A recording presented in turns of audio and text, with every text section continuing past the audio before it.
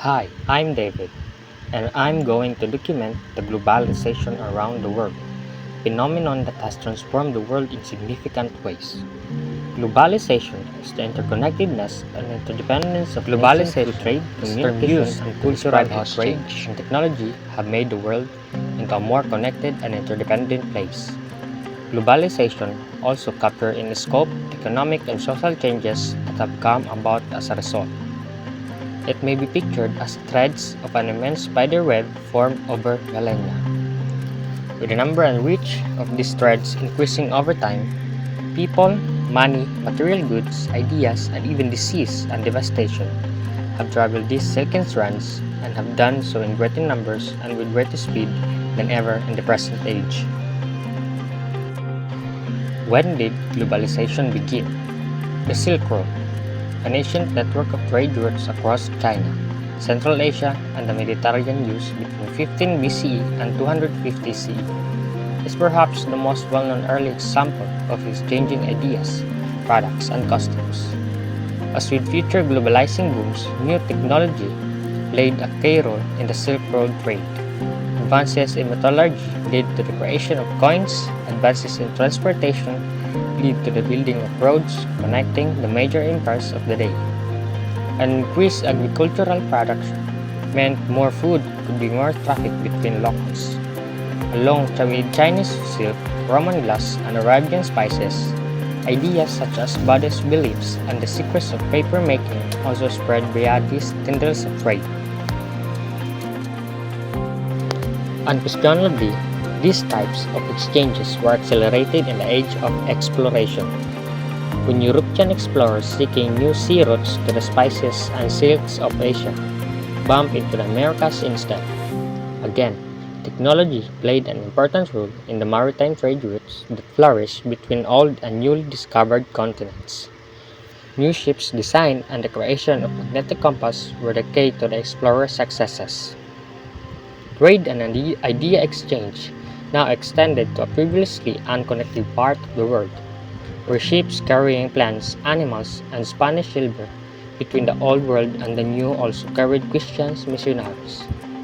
The web of globalization continued to spin out through the age of revolution, with ideas about liberty, equality, and fraternity spread like a fire from America to France to Latin America and beyond.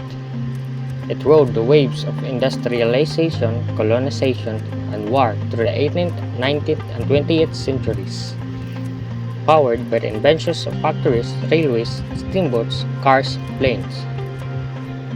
With the information age, globalization went into overdrive. Advances in computer and communication technology launched a new era and redefined what it meant to be connected. Modern communications satellites meant the 1964 Summer Olympics in Tokyo could be watched in the United States for the first time. The World Wide Web and the Internet allowed someone in Germany to read about breaking news story in Bolivia in real time. Someone wishing to travel from Boston, Massachusetts to London, England could be do so in hours rather than the week or more it would have taken 100 years ago. This digital revolution massively impacted economies across the world as well. They became more information-based and more interdependent. In the modern era, economic success or failure at one focal point of the global web can be felt in every major world economy. The benefits and disadvantages of globalization are the subject of ongoing debate. The downside of globalization can be seen in the increased risk for the transmission of diseases like Ebola or severe acute respiratory syndrome. For the kind of the environmental harm, the scientists Paul R. Formo has studied in microsome in palm oil plantation in the tropics. Globalization has of course led to the great good too. Richer nations now come to the aid of poorer nations in crisis. Increasing diversity in many countries has meant more opportunity to learn about and celebrate other countries' culture. The sense that there is a global village or worldwide us has emerged. In this video, I will going to document the 8 types of globalization, including the economic globalization, cultural globalization, political, environmental, and technological globalization. First is the economic globalization. Economic globalization is the mobility of people, capital, technology, goods, and services internationally. It is also about how integrated countries are in a global economy. It refers to how interdependent different countries and regions have become across the world. In the 1800s, in the world economy, generally people and capital cross borders with ease, but not goods. In this country, people do not cross borders easily, but technologies, capital, and goods do. Under the economic globalization is the trade and commerce. Trade involves the exchange of goods and services between parties, often facilitated by a marketplace. Commerce is a broader term encompassing the entire process of buying and selling, including activities such as advertising, transportation, and banking that support trade. In essence, trade is a subset of commerce, focusing especially on the exchange of tangible or intangible goods and services. Second is the multinational corporations. Multinational corporations are large companies that operate in multiple countries and have a significant presence in more than one nation.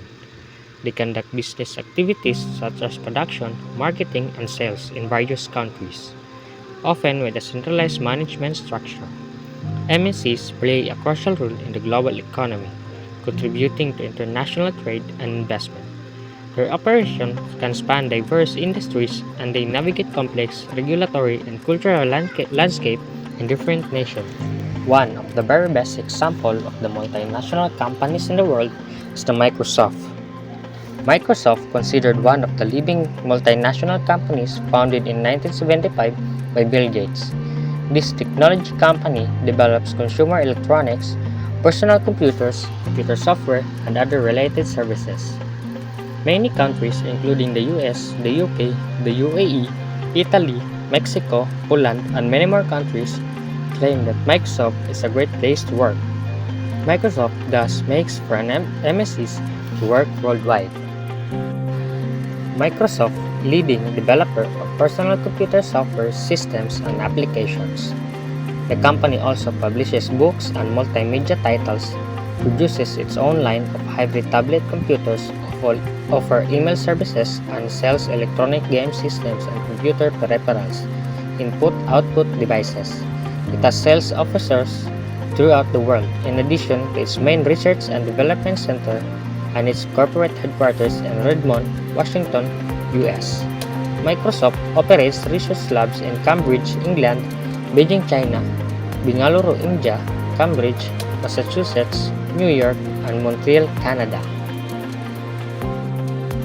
Next is the cultural globalization. Cultural globalization. Cultural globalization is the process through which the values, ideas, and experiences of a specific culture are transmitted and disseminated across the world. The process of cultural globalization has significant effects on international relations and interactions between different cultures and in the same country.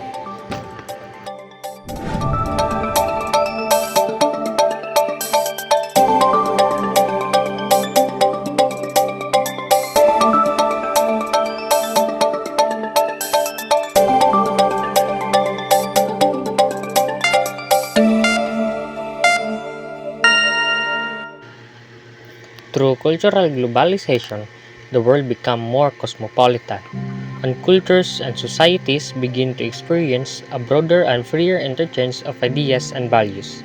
Some state that with the cultural globalization of major cultures, our main cultures that dominates the entire world will be created. This is the definition of global culture. However, There are also significant negative effects on native cultures as a result of cultural globalization, which can often cause local cultures to be weakened.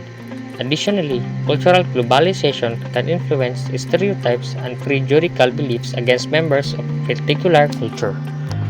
And part of this is the cultural exchange. Learning about other cultures outside your own is one of the very most important things we will do as a people. Travel is a great way to do that. As simply stepping outside your front door, you see and hear things that could be very different to how your family sees the world. However, it isn't a one-way street. Sharing and exchanging culture is vital for the whole world. So in this post, I'm going to break down what I think cultural exchange is and why exchanging culture matters so much. So, what is cultural exchange? Culture can be defined as the ideas, customs, and social behaviors of a particular people or society. So a culture exchange is simply sharing any aspects of your culture with someone else from a different background to you, and vice versa. It could be sharing information about what clothes you wear, learning a type of instrument, or talking together about religion and politics. It could be discussing each other's ideas and beliefs about anything that you do, from day-to-day activities to special celebrations, what food you like to make, or what sports you play. And the next one is the political globalization.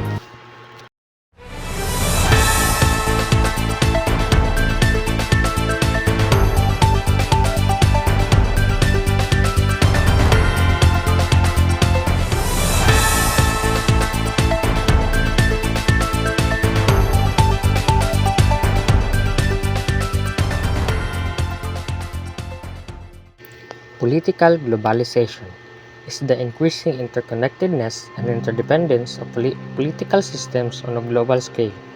It involves the spread of the influence of political ideas, institutions, and governance structures beyond national boundaries. Factors contributing to political globalization include international treaties, alliances, and organizations, as well as the growing role of the supernatural entities. This phenomenon often leads to greater cooperations and coordinations among nations, but can also raise challenges related to sovereignty and the distribution of power in the global arena. Part of this is the globalization is the international organization. The best example is the NATO, an international organization also known as an intergovernmental organization or an international institution. Is an organization that is established by a treaty, or is an instrument governed by international law and possessing its own legal personality, such as the United Nations, the World Health Organization, Save the Children International, the National Union for Conservation of Nature, and NATO. International organizations are composed of primarily member states but may also include other entities, such as other international organizations, firms, and non-governmental organizations. Additionally, entities including states may hold observer status. An alternative definition is that an international organization is a stable set of norms and rules meant to govern the behavior of states and other actors in the international system. Notable examples include the United Nations, Organizations for Security and Cooperation in Europe, Bank of International Settlements, Council of Europe, International Labour Organization, International Crimes Tribunal, and International Criminal Police Organization. Second is the global governance. I will show you some short clip about the global governance.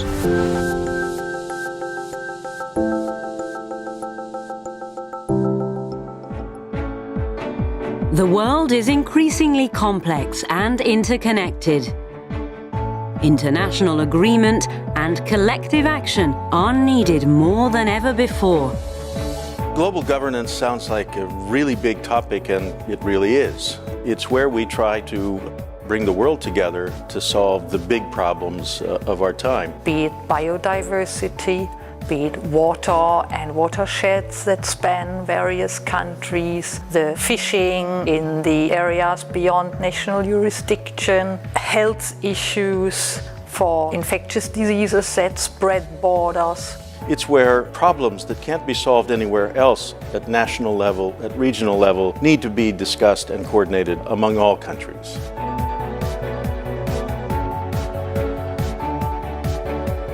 Global governance is not setting up a different government.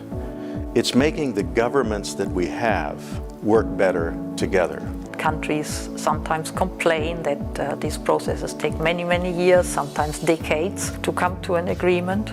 But still, it's much more efficient than everybody negotiating with everybody on every tiny little bit.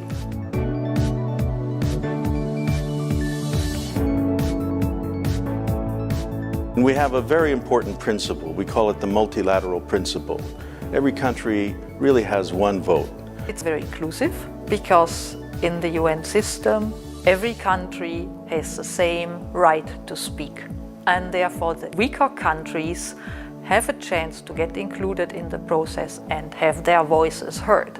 It gives the small island developing states, for example, who are most exposed to the ravages of climate change, who could be literally made to vanish.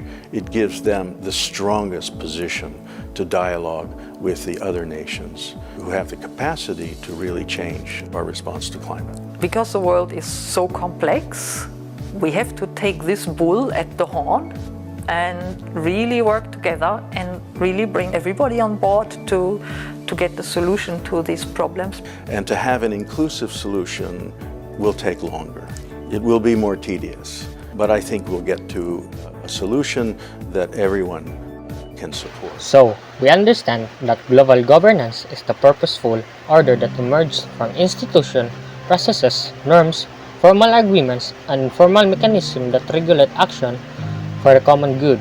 Global governance encompasses activities that transcend national boundaries at the international, transnational, and regional levels, and is based on rights and rules that are enforced through a combination of economic and moral incentives.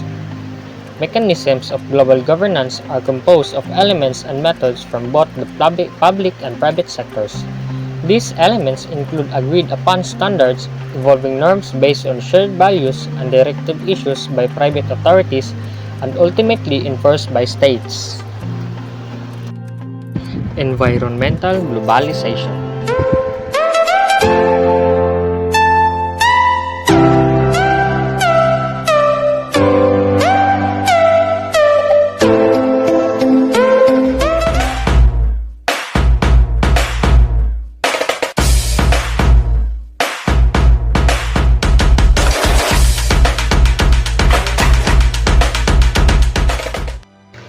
Environmental globalization, driven by the increasing interconnectedness of the global economy, refers to the integrations of environmental management practices and policies across national borders. This phenomenon is becoming more relevant due to its impact on the individual countries and the world as a whole. The adoption of green technology and energy policies are crucial for achieving economic development and promoting green economic growth. The Globalization Index is a measure of the degree of integration of countries into the global economy, and it has been found to have a significant relationship with environmental variables such as water and soil quality. Countries that have high levels of economic development tend to have more advanced environmental management practices, including the adoption of green technology and promotion of green economic growth. Additionally, studies have shown a co-integration between economic development and environmental sustainability, highlighting the importance of balancing economic growth with environmental protection. China, as one of the world's largest economies, has been a major player in the environmental globalization, with both positive and negative impacts on the environment. However, in recent years, China has made significant efforts to improve its environmental management practices, particularly in the area of green economy and green technology. These efforts are aimed at promoting economic development while minimizing negative impacts on the environment. China is committed to achieving sustainable economic growth through the implementation of green economic policies and the adoption of innovative green technologies. Despite being a major source of invasive species, China's focus on green economic development is a promising step towards a more sustainable future. A study by McNaught used time series data and bootstrap methods to analyze the relationship between energy consumption and environmental variables such as air pollution and water quality and the green economy. The results showed that there is a strong relationship between these variables and that energy consumption is a major contributor to the environmental degradation. Additionally, the study highlights the importance of implementing green technology and improving efficiency in order to promote a more sustainable and green economic model. In addition to China, other nations are also playing an important role in environmental globalization. For example, some developed countries are exporting their waste to developing countries for disposal or recycling, which can lead to serious health and environmental problems in those countries. This highlights the urgent need for a shift toward green economic practices such as circular economy, where waste is minimized and resources are reused to promote a sustainable future. To address the challenges faced by the world, it is essential for all countries to work together towards sustainable development and green economy. This means implementing effective environmental management practices that take into account both local and global concerns, while also promoting energy efficiency. It also means promoting international cooperations on issues such as climate change and biodiversity conservation to achieve a green economic future. And the last one, type of globalization around the world, is the technological globalization.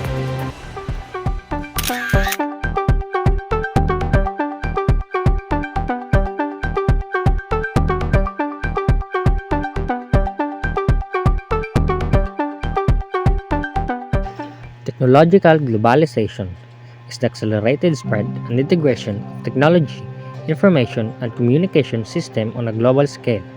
Technological globalization enables seamless connectivity and communication between individuals, businesses, and governments worldwide, breaking down geographic barriers and facilitating the exchange of ideas, information, and resources in real time. This phenomenon has led to the economic integration and cultural exchange on an unprecedented scale.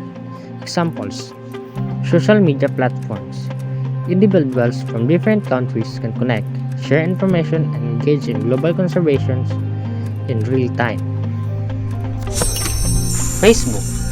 Facebook is the largest social media platform in the world, but just because more than 90% of its daily active social media users live outside North America doesn't mean this social platform isn't popular in the US.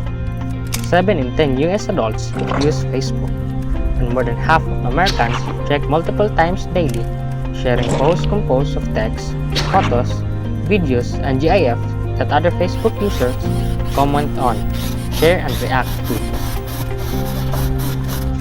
Second is YouTube.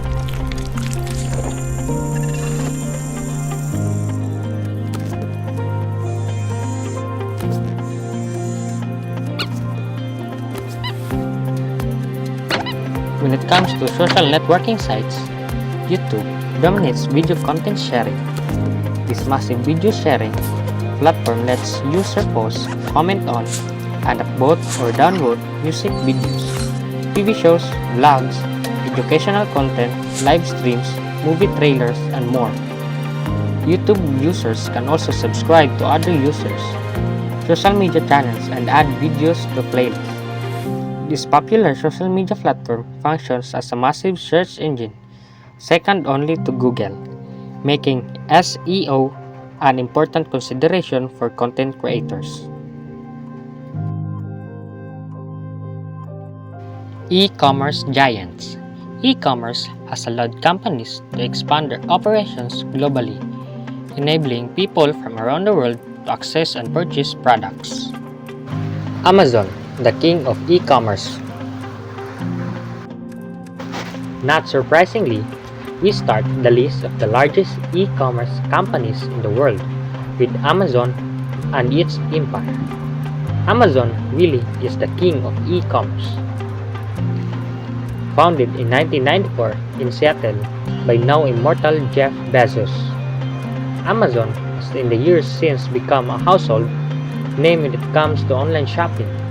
This internet company today has the largest revenue in the world, but its beginnings were humble. It was initially not more than an online bookstore.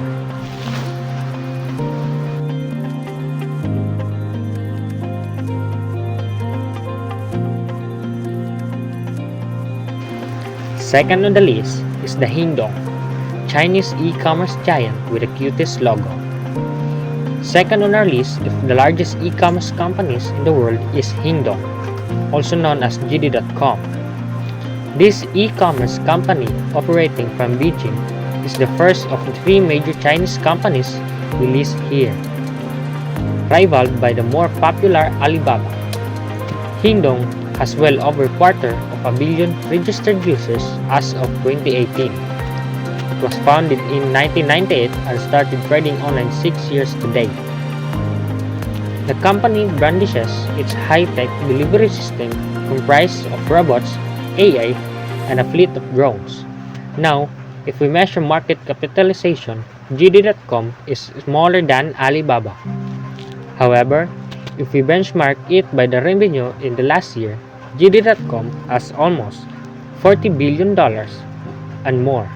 If we are comparing the number of employees, JD.com has over 380,000, while Alibaba currently has a little over 250,000.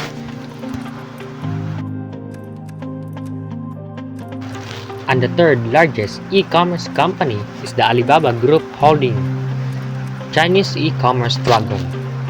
If you are buying stuff on the internet, there's a significant chance that you bought something from AliExpress or Alibaba. This Chinese mega company comes third on the list of the largest e-commerce companies in the world. Few people haven't heard of Jack Ma's success story. The Chinese business magnate's life is a riches-to-rags story. Having been rejected from more than 30 job posts in the early 1990s, he started making websites for companies with his wife and a friend. The business grew exponentially, and in the year 1999, Alibaba Group was founded, the world's largest retailer of present day, operating in more than 200 countries. So, that is a few examples of large e-commerce companies operating around the world. So, we knew the flow of globalization and the 5 major types of it and how it works and affects all over the world. So that's all for this video. Thank you.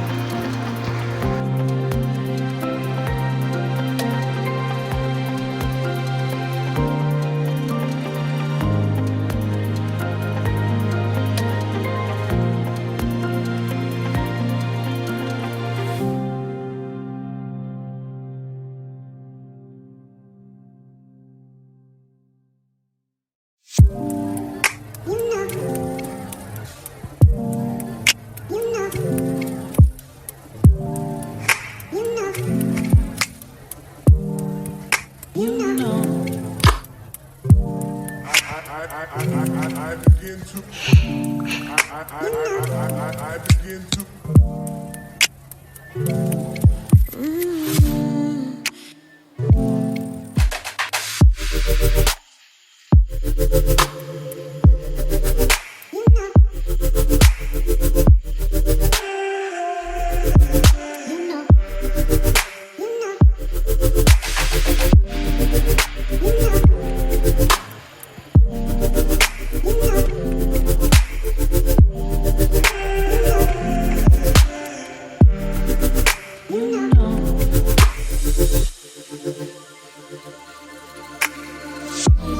It's so special, boy, how it feels when I'm with you. You got me doing things I never thought I'd do. Just so you know, ain't never let you go. You're mine, oh, just so you know, you're mine for sure.